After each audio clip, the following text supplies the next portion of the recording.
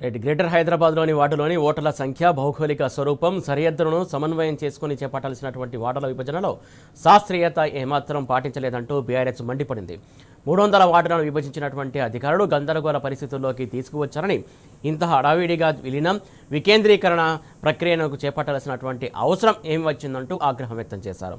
ఇవాళ జరిగిన కౌన్సిల్ మీటింగ్లో మేయర్ సహా ప్రభుత్వాన్ని నిలదీశారు. డీలిమిటేషన్పై అభ్యంతరాలు, సలహాల స్వీకరణ, వారం వ్యవధి గడువు తుది దశకు చేరడంతో బీఆర్ఎస్, ఎంఐఎం ఎమ్మెల్యేలు, బీజేపీ కార్పొరేటర్లు పెద్ద ఎత్తున పునర్విభజన జరుగుతున్న తీరుపై విమర్శించారు. కౌన్సిల్లో బలంగా గళం వినిపించినటువంటి బీఆర్ఎస్ అధికారులు క్షేత్రస్థాయిలో పరిశీలించకుండా ఆఫీసుల్లో కూర్చొని గూగుల్ మ్యాప్ల ఆధారంగా డివిజన్లను ఏర్పాటు చేశారని మండిపడ్డారు. దీనిపై న్యాయస్థానాలను ఆశ్రయిస్తామని బీఆర్ఎస్ నేతలు చెబుతున్నారు.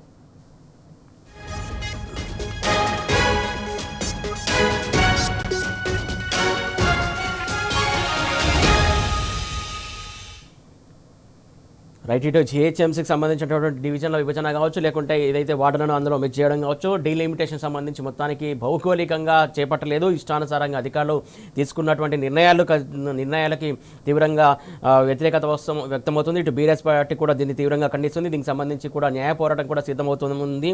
దీనికి సంబంధించి తాజా అప్డేట్స్ మా కరెస్పాండెంట్ కిరణ్ అందిస్తారు. కిరణ్, చెప్పండి, మొత్తానికి ఏదైతే కౌన్సిల్ సమావేశంలో చాలా విషయాలు ప్రస్తావించారో, ఏదైతే ఇష్టానుసారంగా ఈ డీలిమిటేషన్ నిర్ణయాలు తీసుకుంటుందని చెప్పేసి అక్కడ ఇచ్చినటువంటి సిచ్యువేషన్ మనం చూసాం. దీనికి సంబంధించి డీటెయిల్స్ ఏంటి? సురేష్, ఏదైతే జిహెచ్ఎంసీ వార్డుల విభజనకు సంబంధించినటువంటి అంశంలో పూర్తిగా రాష్ట్ర ప్రభుత్వం చేసినటువంటి కుట్రలను బీఆర్ఎస్ పార్టీ ఖండించింది. ప్రధానంగా ఈ వార్డుల పునర్విభజన ఏదైతే ఉందో ఒక ప్రాతిపదికన, ఒక భౌగోళికంగా కావచ్చు, లేదంటే పూర్తిగా ఓటర్లను ఏదైతే జనాభా ప్రాతిపదికన చేశారా, భౌగోళికంగా చేశారా అనే దానిపైన కనీసం అవగాహన లేకుండా రాష్ట్ర ప్రభుత్వం చేసినట్టు కూడా ఇప్పటికే బీఆర్ఎస్ పార్టీ నేతలు అయితే ఆరోపించారు. ఈ ఉదయం నుంచి కూడా 10:30 నుంచి ప్రారంభమైనటువంటి జిహెచ్ఎంసీ కౌన్సిల్ సమావేశం హాట్ గా కొనసాగింది. ఇప్పటి వరకు కూడా ఆ సభ్యుల గందరగోళం మధ్య పూర్తిగా సభ్యులు ఇచ్చినటువంటి రిపోర్ట్స్ ఏవైతే ఉన్నాయో వాటన్నిటిని కూడా సబ్మిట్ చేసి పూర్తిగా రాష్ట్ర ప్రభుత్వానికి పంపిస్తామంటూ పూర్తిగా మేయర్ కూడా సభలు వాయిదా వేసినటువంటి పరిస్థితులు అయితే కనిపిస్తా ఉన్నాయి. జిహెచ్ఎంసీ కౌన్సిల్ సమావేశం ఏదైతే ఉందో ముఖ్యంగా జరిగినటువంటి పరిణామాలు, ఒక్కో డివిజన్ లో 3-4 డివిజన్లు చేయటం, కొన్ని ప్రాంతాల్లో ఉన్నటువంటి ఓటర్లని మరో ప్రాంతాల్లో పెట్టడం, కొన్ని పరిస్థితుల నేపథ్యంలోనే ఈ జిహెచ్ఎంసీ కౌన్సిల్ సమావేశం అనేది జరిగింది. రాష్ట్ర ప్రభుత్వం గూగుల్ మ్యాప్ లో చూసి ఈ ఏవైతే ఉన్నటువంటి వార్డులను పునర్విభజించింది. ఉన్నటువంటి మున్సిపాలిటీలన్నీ కూడా ఇప్పటికే అభివృద్ధికి నోచుకోక ఇబ్బందులు పడుతున్నటువంటి నేపథ్యంలో ఇప్పుడిప్పుడే కొంత అభివృద్ధి కార్యక్రమాలు జరుగుతున్నాయి.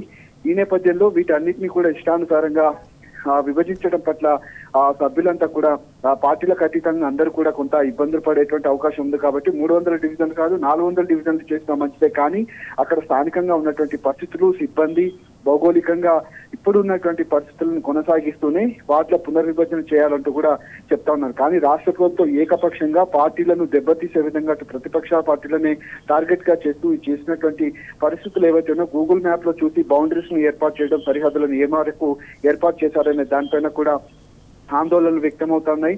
ఈ నేపథ్యంలోనే వచ్చినటువంటి వాళ్ళందరూ కూడా చాలా మందిని ఇప్పటికే సభ్యులు తమ అభిప్రాయాలన్నీ కూడా చెప్పడం జరిగింది.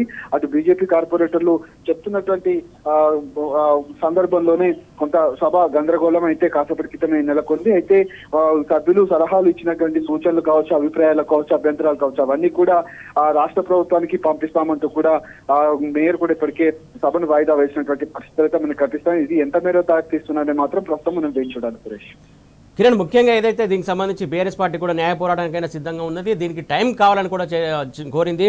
ప్రధానంగా ఇంత తొందర నిర్ణయాలు తీసుకోవాల్సినటువంటి అవసరం ఏమొచ్చింది కూడా ప్రశ్నించింది. వీటన్నిటికీ సమాధానం దొరుకుతుంది అనుకోవచ్చా కాంగ్రెస్ పార్టీ నుంచి కావచ్చు, జిహెచ్ఎంసీ నుంచి? ఖచ్చితంగా రాష్ట్ర ప్రభుత్వం చేసినటువంటి పరిస్థితులు ఏవైతే ఉన్నాయో, రాష్ట్ర ప్రభుత్వం తీసుకున్నటువంటి నిర్ణయం పైన ఈ అభిప్రాయాలు ఏవైతే ఉన్నాయో, ఉదయం మాజీ మంత్రి మల్లారెడ్డి కావచ్చు, తలసాని శ్రీనివాస్ యాదవ్ కావచ్చు, ఉన్నటువంటి ఎమ్మెల్యేలు కూడా మాట్లాడినటువంటి సందర్భం అయితే మనకు కనిపించింది. ఖచ్చితంగా 2 రోజుల సమయంతోనే దీన్ని చర్చించాలి. ఎందుకంటే త్వరితగతిన ఒక రోజులో చేసుకోవాల్సినటువంటి నిర్ణయం కాదు. ఖచ్చితంగా 2 రోజుల పాటు సమయం తీసుకొని మరి నిర్ణయం తీసుకోవాలని కూడా చెప్పారు. కానీ ఇప్పుడు ఈ పరిస్థితిని కొంత ఆపేటువంటి ప్రయత్నం అయితే చేసినటువంటి పరిస్థితుల నేపథ్యంలో ఖచ్చితంగా ఈ అంశం పైన 2 రోజుల పాటు చర్చించి రాష్ట్ర ప్రభుత్వం అన్ని పక్షాలను సంప్రదించిన తర్వాత మాత్రమే దీనిపై ముందుకు వెళ్ళాలి. ఖచ్చితంగా జిహెచ్ఎంసీ యాక్ట్ కావచ్చు, ఉన్నటువంటి మున్సిపల్ చట్టాలకు విరుద్ధంగా పూర్తిగా ఈ డీలిమిటేషన్ జరుగుతుంది. అందులో భాగంగానే 150 ఉన్నటువంటి డివిజన్లను 300 చేయటం సమంజసమైన నిర్ణయమే. కానీ అక్కడ ఉన్నటువంటి వాస్తవ పరిస్థితులను ముందుగా తీసుకొని వెళ్లి మాత్రమే ఏదైతే డీలిమిటేషన్ చేయాలంటూ కూడా కోరుతా ఉన్నారు. ఈ అంశంలో బీఆర్ఎస్ పార్టీ ఖచ్చితంగా దిగుతామంటూ కూడా బీఆర్ఎస్ నేతలు అయితే చెప్పినటువంటి పరిస్థితి ప్రస్తావించారు. ఏదైతే 150 ఉన్నటువంటి జిహెచ్ఎం అంటే పనులు కావచ్చు, ఎక్కడన్నా సమస్య వస్తే పరిష్కరించడానికి లేకపోతున్నాం. ఇక 300 అవుతే ఇంకా అభివృద్ధి పరంగా కావచ్చు, ఉన్న సమస్యను పరిష్కరించడానికి ఎలాంటి ప్రణాళిక రచించారు, దానికి సంబంధించి కూడా మీ దగ్గర ఏమైనా ప్రణాళిక ఉందా అని చెప్పేసి కూడా తలసాని శ్రీనివాస్ యాదవ్ గారు అక్కడ ప్రశ్నించినటువంటి సందర్భం మనం చూసాం. ఖచ్చితంగా 150 ఉన్నటువంటి డివిజన్లు ప్రస్తుతం 300 డివిజన్లు చేశారు. 150 డివిజన్ లో ఉన్నటువంటి చెత్త సేకరణ కావచ్చు, అభివృద్ధి పనులే ఇప్పటికీ కొనసాగలేదు. అందులో కొన్ని ఆన్ గోయింగ్ వర్క్లు ఉన్నాయి. అప్పుడు వాళ్ళు ఏ విధంగా ముందుకు వెళ్తారు, అసలు ఎక్కడ వీటిని ముందుకు తీసుకెళ్తారు, ప్రస్తుతం సిబ్బంది ఎంత మేర ఉంది, కొత్త డివిజన్లు చేసే పరిస్థితి ఏంటనే దానిపైన కూడా కనీసం ఒక అవగాహన లేకుండా ఒక బాధ్యత రాహిత్యంగా వ్యవహరించినటువంటి పరిస్థితి అయితే ఇక్కడ కనిపిస్తుంది. ఈ నేపథ్యంలోనే ఉన్నటువంటి వాళ్ళందరినీ కూడా అభిప్రాయాలు తీసుకొని ఖచ్చితంగా ఏ మేరకు అభివృద్ధి చేస్తారు, అక్కడ సిబ్బంది ఎంత మేర ఉన్నారు, అక్కడ సరిహద్దులు ఏ విధంగా నిర్ణయిస్తారు, జనాభా ఎంత మేర ఉంటుందనే దానిపైన ఏమాత్రం క్లారిటీ లేకుండా ఈ వార్డుల పునర్విభజనను చేపట్టారు. కాబట్టి రాబోయేటువంటి రోజుల్లో ఇది చాలా ఇబ్బందికరమైనటువంటి పరిస్థితి ఉంటుంది. లోకల్ గా ఉన్నటువంటి వాళ్ళు, విలీనమైనటువంటి వాళ్ళు కావచ్చు, కొత్తగా ఉన్నటువంటి వాళ్ళు కూడా ఎవరి దగ్గరికి వెళ్ళాలి, అసలు ఏ అధికారిని సంప్రదించాలి, అటు శివారు ప్రాంతాల్లో ఉన్నటువంటి మున్సిపాలిటీలు కూడా జిహెచ్ఎంసీకి రావాలంటే ప్రస్తుతం ఇబ్బందులు పడతారు. కాబట్టి అక్కడ అభివృద్ధి పనులు కూడా కొనసాగేటువంటి అవకాశం లేదు. ఎందుకంటే కీసర లాంటి ప్రాంతాల్లో ఇప్పుడిప్పుడే కొంత అభివృద్ధి పనులు కొనసాగుతా ఉన్నాయి. అలాంటి ప్రాంతాల్లోనే అభివృద్ధి లేకపోవడంతో ముందస్తు చర్యలు ఏ విధంగా తీసుకుంటారో, అసలు ఎంత మేర ఈ డీలిమిటేషన్ చేస్తున్నారనే దానిపైన కూడా అభ్యంతరాలు అయితే బీఆర్ఎస్ పార్టీ